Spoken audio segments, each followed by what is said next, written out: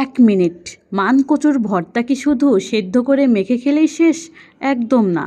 আজ আমি দেখাবো এমন একটি কৌশল যেটা আপনার ভর্তার স্বাদকে নিয়ে যাবে একেবারে অন্য মাত্রায়।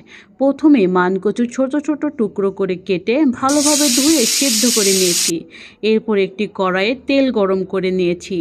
কুচি করা পেঁয়াজ, রসুন, শুকনো মরিচ, পাঁচফোড়ন সব কিছু রেডি করে একে একে দিয়ে দিয়েছি। এবার ওয়েট করছি পেঁয়াজটা লাল হওয়ার অপেক্ষায়। পেঁয়াজটা লাল হয়ে গেলে পাঁচফোড়নটা দিতে হবে, না হলে স্বাদটা ভালো আসবে না।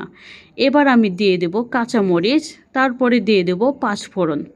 পাঁচফোড়ন দিয়ে হয়ে গেলে কিছুক্ষণ নেড়ে চেড়ে এবার সেদ্ধ করা মানকচু কড়াইয়ে দিয়ে ধীরে ধীরে নেড়ে মেখে নিয়েছি, যেন প্রতিটি অংশে মশলার স্বাদ সুন্দরভাবে মিশে যায়।